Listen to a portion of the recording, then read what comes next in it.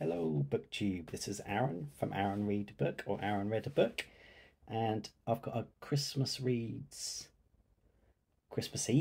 recent reads for you today because I missed my Friday and my Friday uh, recent reads, and I've been reading some Christmassy sort of Christmassy books, so I think it's apt to do a video on Christmas Eve.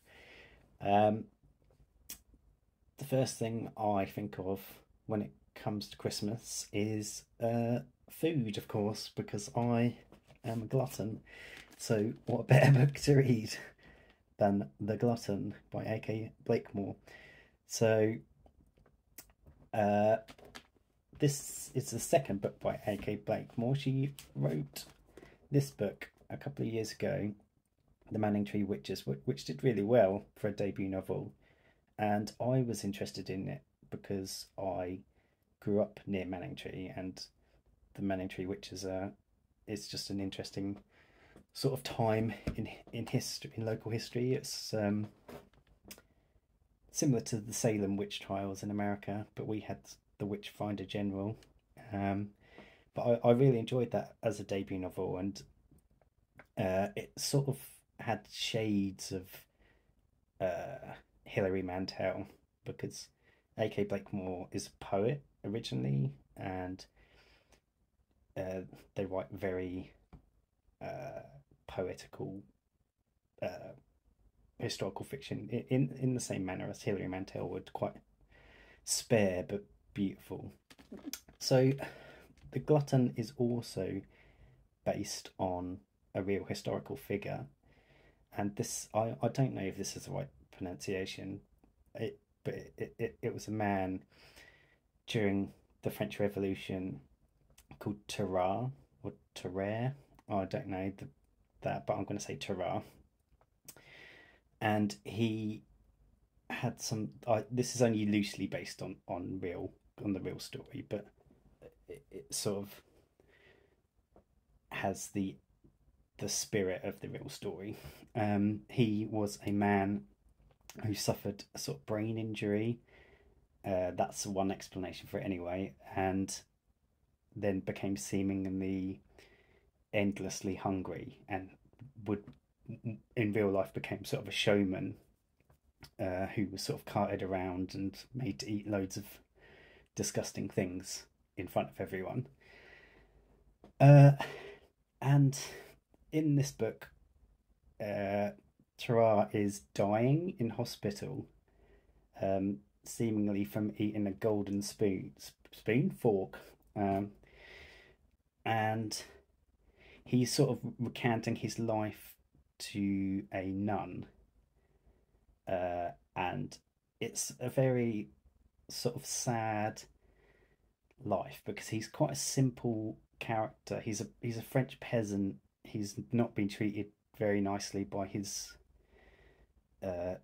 sort of stepdad, and he's had a quite hard life. And then when he escapes his parents, he is then sort of carted around as a freak and made to perform. And he's a very like innocent, childlike character. He often wonders what animals are dreaming of or what other people are dreaming of, and that's a reoccurring motif in the book. And it's his life is absolutely disgusting. It's eating live or dead rats, and this book is so well described, these disgusting things, that it's all bone and viscera and blood, and it's a great sort of compliment to A.K. Blakemore that they managed to make something so disgusting quite beautiful because their way with language. So I really enjoyed this book, and I think it is better than The Manningtree Witches, which I also enjoyed. And I think they're a really promising author. That's it's still very young author. I think they're much younger than me. Um, but yeah, it's really interesting. Obviously, it's a really interesting historical time period as well, the French Revolution, and it's just this cat. You sort of feel sorry for Tara. He's taken advantage of all through his life, even though it's a disgusting thing he does. It's sort of fascinating. It's grossly fascinating. This is all bodies and sweat, and everything in it is, the language is horrible but really compelling. So really enjoyed this. And it's a new release. I've read a new release. This is the only 2023 book I've read this year. I think it came out a couple of months ago. So high recommend, especially if you like Hilary Mantel. And it does make you feel less of Glutton at Christmas, because although I'm eating lots of cheese and stuff, I'm not eating sort of rats and 75 boiled eggs. Yeah, so really enjoyed that. Before that, I read Agatha Christie's Hercule Poirot's Christmas, and this was this quite similar setup to The Crooked House, which I read a couple of weeks ago, in that it's the patriarch of a quite rich family has been murdered. He's got lots of horrible children, and he's called them all to this house for Christmas, and he's told them all that he's going to change his will. classic Agatha Christie thing. Someone's changing their will and then they get murdered. And Hercule Poirot is brought in to solve the crime.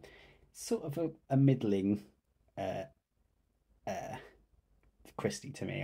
It's already slipping out of my head a little bit, because it's so similar to many of the other ones, and there's nothing that really sticks out in the crime that is going to make me remember this one, other than that it's at Christmas. So I would say one for Christie completionists, but not particularly one of her best. Yeah, I don't have much more to say about that one. Before that, I read another wintry, Christmassy book, which is Miss Reed's Winter in Thrush Green. And this is the second in the Thrush Green series by Miss Reed. And if you heard me talk about the first book in this, they're just very cozy books. There's no jeopardy. It's just mostly old people living on a village green. So the major events in this book is a new man is coming to live on the village green, and who could it be, and is there a romance? And there's some light thievery and assault, which is the most dramatic thing that happens on Thrush Green. And it's also about them, they're debating whether to put up a monument to this person who was born in Thrush Green and then went abroad and was a missionary in Africa and stuff. And the new chap who's moved to the village is a big fan of his. So just pleasant, nicely written books that are very cozy, very wintry. If you like the Cotswolds, then this is the kind of thing you should read. It's just nice. Nothing majorly bad's ever going to happen. And all the stories are resolved nicely at the end. Yep, so that's my very quick wintry Christmassy reads. I would only recommend Thrush Green novels and Christie novels to the existing fans, but I would, if you like literary fiction, and I don't really like literary fiction, so this is a high recommend for me. If you like literary fiction, I think The Glutton's well worth a go. One of the reasons I bought it straight away as well is because Steve Donahue named it as his #1 historical fiction of the year. So obviously Steve reads 100 times more historical fiction books than me a year, so you have to take his recommendation quite seriously, and it's worked out well. His recommendations normally are very good, so big recommendation. What have you been reading this Christmas period, BookTube, and have you eaten too much? Let me know in the comments. Bye.